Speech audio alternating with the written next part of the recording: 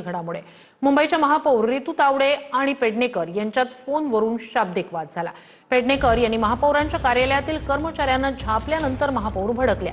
पेडणेकरांकडून माझ्या कार्यालयात रेकी करण्यात आली आहे, गोपनीय कागदपत्र मागवली गेली, त्यांच्यावर गुन्हा दाखल व्हावा असं महापौर रितू तावडे म्हणाल्या। तर तुमच्या दालनात आले नाही, कर्मचारी कार्यालय सर्वांसाठी असल्याचं पेडणेकरांनी म्हटलंय।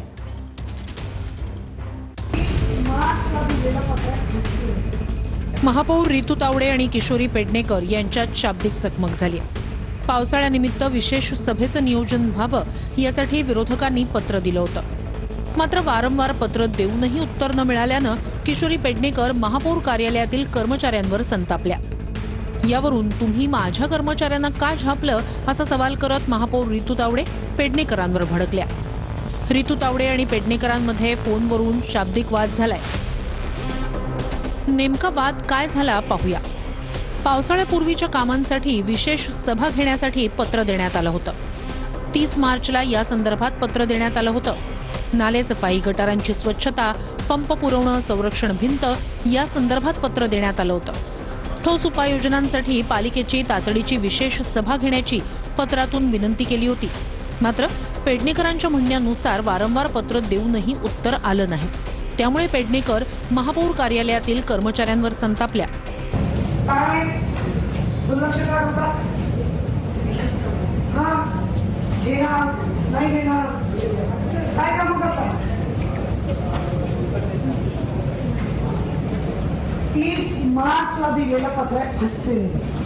आणि अशा संवेदनशील असलेल्या महापौरांच्या दालनामध्ये त्या आल्यात, त्याबद्दल वाद नाही। त्यांनी जर त्यांच्या पत्राची विचारपूस केली त्याबद्दल वाद नाही, पण त्या ठिकाणी त्यांनी दमदाटी केली। त्या ठिकाणी त्यांचा मोबाईल ऑन करून सगळं ट्रेसपासिंग करत होत्या, रेखी करत होत्या, काय महत्त्वाचं शोधत होत्या त्या सगळ्या गोष्टी चाळत होत्या। दमदाटी करून पेपर्स त्या ठिकाणी चाळणी करणं त्यांचं चालू होतं।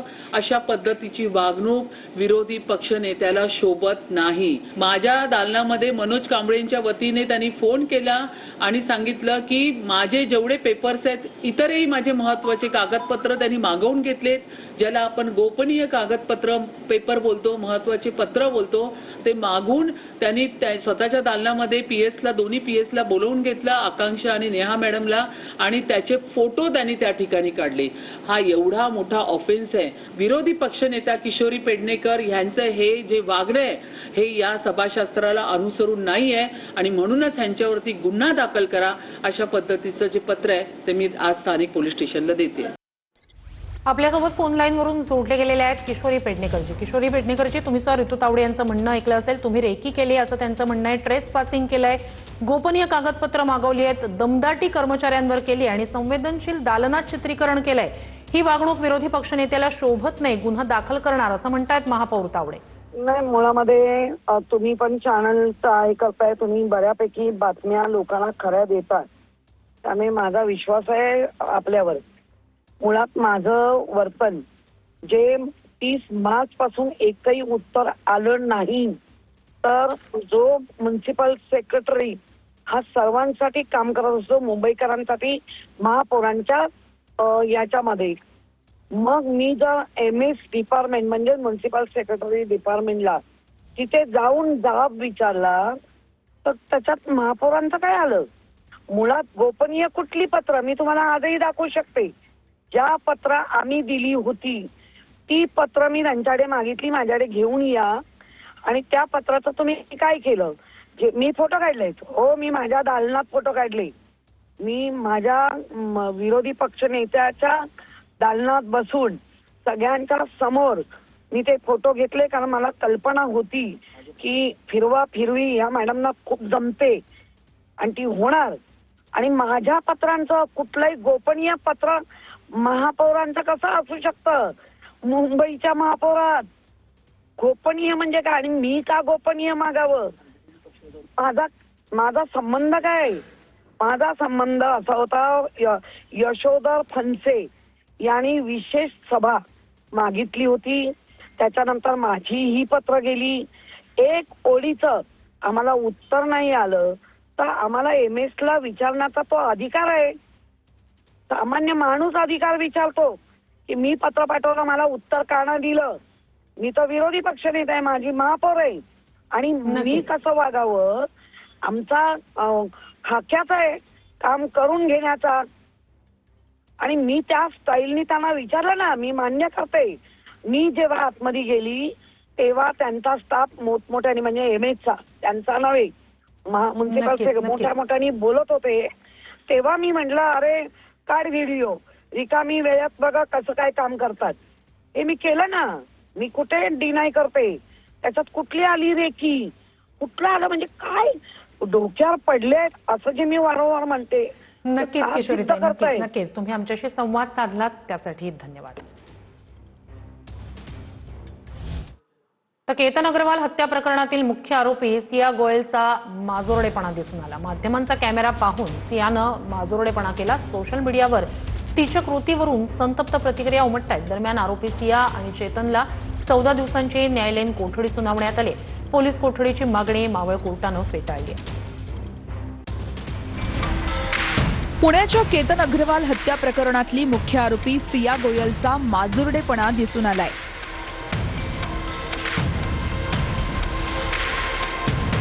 सिया गोयलला पुणे पोलिसांनी तपासणीसाठी तिच्या घरी आणलं होतं. सियाच्या घरात काही पुरावे मिळतात का यासाठी पोलिसांचा हा तपास होता. तपासानंतर सियाच्या घरातून तिला बाहेर आणताना तिचा माजोरडेपणा दिसून आला. यावेळेस माध्यमांचा कॅमेरा पाहून मुद्दाम सियानं मधलं बोट दाखवलं. सोशल मीडियावर सियाच्या या कृतीवरून संतप्त प्रतिक्रिया उमटत आहे. सियानं त्या जागेची ओळखही पटवलेली आहे जिथे केतन अग्रवालची हत्या करण्यात आली.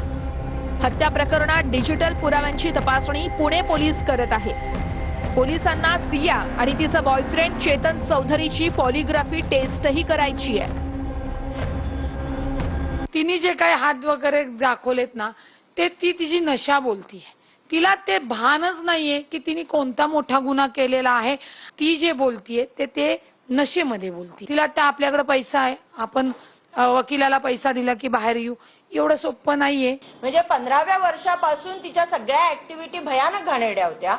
आजही कोरेगाव पार्क मधल्या प्रत्येक पब मध्ये तिची कुठं ना कुठं फुटेज मिळालेलं आहे. दारू पिताना अहो तिला पोलिसाला दारू मागते ती. मला झोप येत नाहीये, मला बियर आणून द्या कुठनं तरी, मी तुम्हाला पैसे देते. एवढी हिंमत. आरोपींच्या जबाबात असणारी विसंगती दूर करण्यासाठी पोलिसांनी पावलं उचलली आहेत. सिया आणि चेतन चौधरीची पॉलिग्राफ चाचणी करण्यासाठी पोलीस न्यायालयात गेले. न्यायालयीन प्रक्रिया पूर्ण झाल्यानंतर आणि आरोपींची कायदेशीर संमती मिळाल्यानंतरच चाचणी घेतली जाणार आहे. चाचणीनंतर आरोपींनी दिलेली विधानं आणि उपलब्ध पुरावे यातील सत्यता येण्यास मदत होणार आहे. सूत्रांच्या माहितीनुसार या प्रकरणातील चेतन चौधरीचा वर्गमित्र असलेल्या एका तरुणाचं नाव या प्रकरणात समोर आलेलं आहे. आरोपी चेतन चौधरीचा वर्गमित्र मूळचा बीड जिल्ह्यातला आहे. सध्या पुण्याच्या बालेवाडीत एका खासगी कंपनीत कार्यरत आहे. चेतन आणि सियानं केतन अग्रवालला संपवणार असल्याचं मित्राला सांगितलं होतं. लोहगडावर सोबत येण्याची गळही मित्राला घालण्यात आली होती. मात्र चेतन चौधरीचा हा मित्र त्याच्यासोबत गेला नाही. या तरुणाने केतन याचा खून करू नका असं देखील चेतन आणि सिया या दोघांना सांगितल्याची माहिती आहे. पोलीस सध्या या दाव्यांची पडताळणी करण्यासाठी त्या तरुणाची कसून चौकशी करत आहे. जे लग्न होणारच नाही त्यासाठी आधार कार्ड पाठव, सियाचे मैत्रिणीसोबतचे चॅट असल्याचा दावा संगीता तिवारींनी केलाय. त्यांच्याकडे भरपूर चार्ट्स आहेत. भरपूर म्हणजे काल आम्ही जेव्हा गेलो तेव्हा ते लॅपटॉपवरनं ते सगळं घेत होते. आम्ही गेल्यानंतर त्यांचं सगळं काम स्टॉप झालं. पण त्याच्यानंतर त्यांच्या बोलण्यानंतर वाटलं की मॅडम खूप सारे पुरावे आमच्याकडे आलेले आहेत. आता ते काय आहेत माहिती नाही, पण हा दवाखान्याचा पुरावा निश्चित त्यांना भेटलेला आहे. कारण का स्वतः केतन अग्रवालच्या घरीही तो पुरावा आहे, पण तो मला मिळू शकला नाहीये. खरात प्रकरणात बदनामी केल्याचा आरोप करत चाकणकर यांनी दिल्ली कोर्टात याचिका दाखल केली. चाकणकर यांनी आशा मिरगे, ठोंबरे पाटील, अंधारे, दमानिया यांना नोटिसा पाठवल्या. तर चाकणकरांना कोर्टात उघडं पाडणार असं ठोंबरे पाटील यांनी आव्हान दिलंय. रुपाली चाकणकर यांनी दिल्ली हायकोर्टातून बदनामीच्या नोटिसा पाठवल्याचा वाद पेटलाय. चाकणकरांच्या नोटिशीवर रुपाली ठोंबरे, संगीता तिवारी या महिला नेत्यांनी चाकणकरांना आव्हानही दिलंय आणि हल्लाबोलही केलाय. तुम्ही आमच्या विरोधात केस दाखल केली म्हणजे तुम्ही निर्दोष आहे हे पसरवणं बंद करा, असं आव्हान रुपाली ठोंबरे यांनी दिलंय. मोंदूबाबा प्रकरणात कुणाचे आरोप खरे हे कोर्ट ठरवेल, असंही ठोंबरेंनी म्हटलंय. आता ज्यांच्या विरोधात या फिर्यादी दाखल केलेल्या आहेत 10 जुलै रोजी दिल्ली हायकोर्टामध्ये या सगळ्यांना उपस्थित राहण्यासाठी नोटिसा पाठवलेल्या आहेत. आशा मिरगे, रुपाली ठोंबरे, सुषमा अंधारे, अंजली दमानिया, त्याचबरोबर काही यूट्यूब चॅनल्स आहेत आणि काही माध्यम आहेत. मुळामध्ये तुम्ही दिल्ली कोर्टात दाखल केलं म्हणजे तुम्ही निर्दोष आहात, तुम्ही पुरावे दिलेत की तुम्ही निर्दोषीचे आहेत, अशी दिशाभूल नका करू. आणि आपण भेटूच कोर्टामध्ये. हाजीर हो रुपाली चाकणकर, तुमचे अपोजिट सुद्धा हाजीर होत आहेत. तुम्ही काळजीच करू नका. तुम्ही जो काही आमच्यावर आरोप लावत आहात तो आरोप खरा आहे का खोटा आहे ते मेहरबान कोर्ट ठरवेल. त्याच्यामुळे 10 जुलै त्याची तारीख आहे, त्यावेळी आपण भेटू. येताय ना तुम्ही? नक्की या आवर्जून. महाराष्ट्रातल्या मोंदूबाबा खरातचं प्रकरण आपण दिल्ली कोर्टात न करू. त्यांनी दाखल केलेली ही कायदेशीर विनाकारांची जी दहशत आहे त्याला आम्ही कोणीही भीक घालत नाही. रुपाली चाकणकरांच्या पप्पांचा कायदा नाहीये. का आपण नोटीस का पाठवणार, कशासाठी पाठवणार? मी त्यांची बदनामी झाली, बदनामी माझी झालेली असेल. सॉरी, अच्छा, अब्रू नुकसान म्हणायचंय का चाकणकरांचं? असू दे बाबा, काय बोलणार आता, जाऊ दे, नो कमेंट्स. ठीक आहे, let us see what will happen.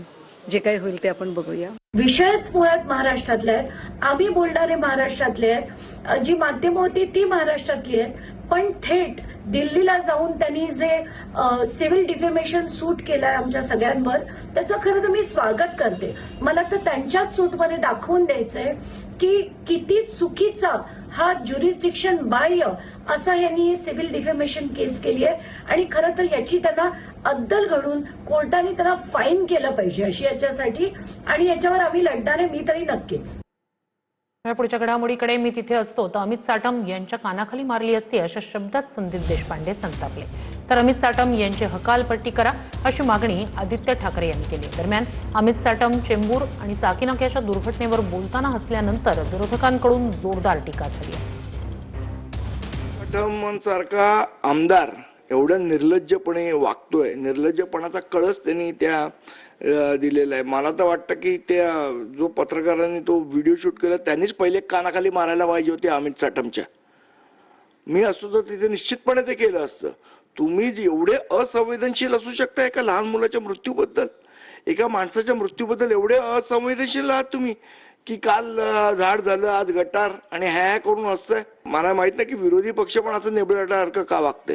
त्यांनी पण त्यांच्याकडे अधिकार आहे, त्या अधिकाराचा उपयोग करायला पाहिजे. 100 दिवसात फक्त 100 खोके प्रत्येक खात्यात घ्यायचे एवढंच त्यांनी ठरवलेलं आहे. पण पोलखोल म्हणजे आपण पाहिलं असेल हे मुंबईकरांचे हाल. आणि मग काल अमित साटम यांनी केलेली मुंबईकरांची टिंगल आणि जे 2 व्यक्ती गेल्या त्यांची टिंगल जी केली ही अतिशय भयानक आहे. खरं तर कालच त्यांना पदावरनं हकालपट्टी त्यांची झाली पाहिजे होती. पण भाजप अशाच लोकांना प्रमोट करत राहणार. आणि मुंबई भाजपचा अध्यक्ष चाटम, बरं का, चाटम असं ना, काय त्याचं नाव, चाटम, बरं का, तर तो निर्लज्जपणे हसून काल झाड पडलं, काल झाडात एक माणूस मेला, आज मॅन होल मध्ये मेला, असं निर्लज्जपणे दात वेंगाडून हसतो. ही किती क्रूरता आणि विकृती आहे. मुंबईचे अध्यक्ष अमितजी साटम यांच्या वक्तव्याचा किंवा त्यांच्या देहबोलीचा विपर्यास करण्याचा प्रयत्न केला गेला. जयंत पाटील त्या ठिकाणी, जयंत पाटलांनी त्यांना हसून प्रश्न विचारला. त्याच्यानंतर उत्तर देताना जयंत पाटलांबद्दल ते हसलेले आहेत.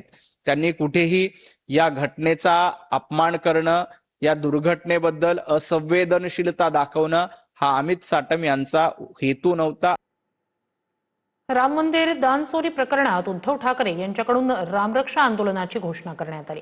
अयोध्येला जाण्याची सुद्धा घोषणा त्यांनी केली आहे. रविवारी दादर कबूतरखान्याजवळ हनुमान मंदिरासमोर 4 वाजता आंदोलन केलं जाणार आहे. चोरीचा पैसा पक्ष फोडाफोडीसाठी वापरला जातोय असा आरोप उद्धव ठाकरे यांनी केलाय. अयोध्येतल्या राम मंदिर दानपेटीतल्या कोटींच्या चोरी घोटाळ्यामध्ये उद्धव ठाकरे यांनी रामरक्षा आंदोलनाची घोषणा केली आहे. हिंदुत्वाचा बुरखा घालून राम मंदिर लुटणारे देशद्रोही आहेत असा हल्लाबोल उद्धव ठाकरेंनी केलाय. या लुटीविरोधात रविवारी दादरच्या कबूतरखान्याजवळील हनुमान मंदिरासमोर दुपारी 4 वाजता रामरक्षा आंदोलनाची सुरुवात करण्यात येणार असल्याची घोषणा उद्धव ठाकरे यांनी पत्रकार परिषदेत केली आहे. या आंदोलनामध्ये हनुमान मंदिरासमोर रामरक्षा, हनुमान स्तोत्र, हनुमान चालीसा म्हणण्यात येईल असंही ठाकरेंनी सांगितलंय. येत्या रविवारी 5 तारखेला संध्याकाळी 4च्या सुमारास दादर इथे कोणे एकेकाळी जो एक कबूतरखाना होता तिथे एक मारुतीचं मंदिर आहे. रामाच्या मंदिरात होत असलेली चोरी ही सहन होत नाहीये, पण जाब विचारायचं वाटतोय ते सगळेजण तिकडे 4च्या सुमारास जमतील. मी स्वतः तिकडे जाणार आहे की अब हिंदू मार नहीं खाएगा, तसं आज मी म्हणतोय की अब हिंदू माफ नहीं करेगा. हिंदुत्वाच्या नावावर लूट सहन करणार नसल्याचं उद्धव ठाकरेंनी म्हटलंय. ठाकरेंनी महाराष्ट्रातल्या आंदोलनानंतर अयोध्येला जाण्याची घोषणाही केली आहे. जे हिंदूंच्या भावनेशी खेळलेत आणि हिंदुत्वाचा बुरखा घालून जे राम मंदिर लुटतायत ते माझ्या मते देशद्रोह करतायत. राम मंदिरावरती दरोडा तर टाकला जातोय, टाकला गेलाय, त्याच्याबद्दल पुरावे सुद्धा दिले गेलेत. काही जणांचं म्हणणं असं आहे की त्या चोरीचा पैसा हा इतर पक्ष फोडण्यासाठी वापरला जातोय. हे फार गंभीर आहे. ठाकरेंच्या घोषणेनंतर भाजपनेही ठाकरेंवर हल्लाबोल केलाय. उद्धव ठाकरे साहेब बरं अजानच्या ऐवजी, नमाजच्या ऐवजी आज रामरक्षाची आरती घेत आहेत. मी त्यांचं मनापासून अभिनंदन करेन. हिंदूंनी रामरक्षाचं पठण करावं हे आपल्या लहानपणापासूनचा आपल्यावरचा संस्कार असतो, परंतु राम मंदिराची चिंता त्यांनी करू नये. जेव्हा सगळं निघून जातं तेव्हा सगळ्यात पहिल्यांदा परमेश्वर आठवतो आणि तीच गत उबाटाच्या नेत्यांची झाली. त्यांना राम आता आठवले. रामावर बोलण्याचा उद्धव ठाकरेंना काय नैतिक अधिकार आहे? त्या काँग्रेस बरोबर पुणे महापालिकेचा अक्कल शून्य कारभार समोर आला. पाऊस पडत असतानाही पालिकेकडून टँकरनं झाडांना झुडपांना पाणी देण्यात आलंय. वरून पाऊस सुरू आहे आणि हे टँकरनं झाडांना पाणी देत आहेत. याला तुम्ही काय म्हणाल? हा आहे पुणे पालिकेचा अक्कल शून्य कारभार. वरून धोधो पाऊस सुरू आहे आणि सदैव दक्ष असणाऱ्या पुणे महापालिकेकडून मात्र टँकरद्वारे दुभाजकांवर झाडांना पाणी घालणं सुरू आहे. भले ही महापौर बंगल्यातली झाडं कुणी आणि का तोडली याचा पत्ता पुण्याच्या कारभाऱ्यांना नसो, पण झाडांप्रती जागृतीच्या जाहिरातीत पुणे महापालिका कधीच मागे राहत नाही. 2 दिवसांपासून पुण्यात पाऊस सुरू आहे. खड्ड्यांमुळे रस्त्यांवरच तलाव झालेत. दुभाजकांवरच्या झाडांना वरच्या पुलावरून खाली सोडलेल्या पाईपनंही पाणी जात आहे. मात्र कदाचित कंत्राटदाराच्या टँकर फेऱ्या ठरलेल्या असाव्यात, म्हणून भर पावसात झाडांना पाणी घालणारी पुणे महापालिका कदाचित जगातली एकमेव महापालिका असेल. महत्त्वाची घडामोड. मुंबई, पुणे, रायगड आणि ठाणे या जिल्ह्यांसाठी उद्या पावसाचा रेड अलर्ट जारी करण्यात आलाय. रत्नागिरी, सिंधुदुर्ग, कोल्हापूरसाठी ऑरेंज अलर्ट देण्यात आलाय. खबरदारी म्हणून उद्या कल्याण डोंबिवलीतील शाळांना सुट्टी जाहीर करण्यात आली.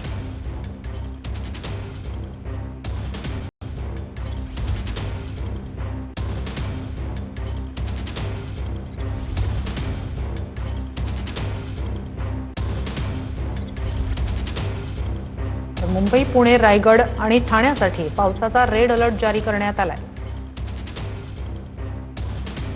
ही दृश्य आपण पाहतोय. मुंबईतली वेस्टर्न एक्सप्रेस हायवेवरची प्रचंड अशी वाहतूक कोंडी मुंबईत सध्या वेस्टर्न एक्सप्रेस हायवेवर आपल्याला पाहता येते. गेल्या काही दिवसांपासून मुंबई आणि परिसरात पावसाचा चांगलाच जोर आहे, त्यामुळे रस्ते वाहतुकीवर याचा मोठा परिणाम होतोय.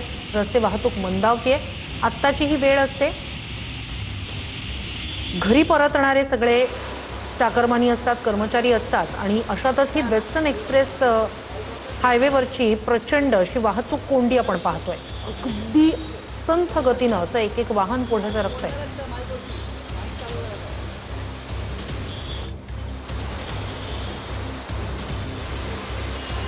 मुंबईतली वेस्टर्न एक्सप्रेस हायवेवरची ही प्रचंड अशी वाहतूक कोंडी आहे. 7:15ची वेळ आहे. दक्षिण मुंबईकडे आलेले सगळे कर्मचारी असतात ते घरी परतत असतात. तर वांद्रे परिसरातली ही वाहतूक कोंडी आपण पाहतोय. तर मुंबईत वेस्टर्न एक्सप्रेस हायवेवर प्रचंड वाहतूक कोंडी झालेली आहे. अक्षरशः संथ गतीनं अशी ही वाहनं पुढे सरकतायत. वांद्रे परिसरातली ही वाहतूक कोंडी आपण पाहतोय. मुंबईत अनेक भागामध्ये मुसळधार पावसानंतर काही ठिकाणी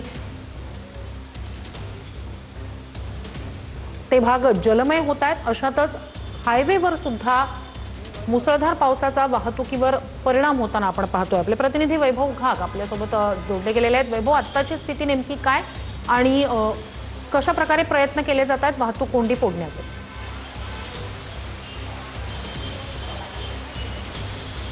जाम झालेला आहे. वाहतुकीवरती पावसाचा मोठा परिणाम होताना चित्र पाहायला मिळत आहे. पावसा सततधार आता पावसाला सुरुवात झालेली आहे. तुम्ही पाहू शकता आपल्या स्क्रीनवरती पूर्णपणे वाहतूक जी आहे ती ठप्प झालेली आहे. वाहतूक जी पोलीस आहेत, ट्रॅफिक हवालदार सुद्धा आता वाहतूक हटवायचा प्रयत्न सुरू आहे. मात्र काही सखल भागात सुद्धा पाणी भरण्याची माहिती मिळत आहे. पावसानं मात्र जोर धरलेला आहे. पूर्णपणे पावसाने संध्याकाळच्या वेळेस आता पूर्णपणे पाऊस जोर धरल्यामुळे एकीकडे पाहायला गेलं तर ऑरेंज अलर्ट जारी करण्यात आलेला आहे. आणि दिवसभर पाऊस पडतच होता, सतत पडत होता. रात्री सुद्धा पाऊस पडत होता. आज पूर्णपणे दिवसभर पाऊस पडत असल्या कारणाने आता संध्याकाळी जो आहे तो मोठ्या प्रमाणात पाऊस पडायला सुरुवात झालेली आहे. काही ठिकाणी पाणी साचल्याची माहिती मिळते. नक्कीच वैभव, नक्कीच अपडेट्स घेत राहूच. मुळे औद्योगिक विकासाला चालना मिळणार. मुख्यमंत्री देवेंद्र फडणवीस यांची ही प्रतिक्रिया समोर येते. सोलापूरचे धोरणात्मक वाहतूक केंद्र म्हणून महत्त्व अधिक बळकट होणार असंही त्यांनी म्हटलंय. प्रकल्प लवकर मार्गी लावण्यासाठी सर्व विभागांनी समन्वयानं काम करावं असे निर्देशही मुख्यमंत्र्यांनी दिलेत. प्रकल्पासाठी 1020 कोटी खर्च करून 4 पदरी एलिव्हेटेड कॉरिडॉर तयार केला. मुळे औद्योगिक विकासाला चालना मिळणार. मुख्यमंत्री देवेंद्र फडणवीस यांची ही प्रतिक्रिया समोर येते. सोलापूरचे धोरणात्मक वाहतूक केंद्र म्हणून महत्त्व अधिक बळकट होणार असंही त्यांनी म्हटलंय. प्रकल्प लवकर मार्गी लावण्यासाठी सर्व विभागांनी समन्वयानं काम करावं असे निर्देशही मुख्यमंत्र्यांनी दिलेत. प्रकल्पासाठी 1020 कोटी खर्च करून 4 पदरी एलिव्हेटेड कॉरिडॉर तयार केला.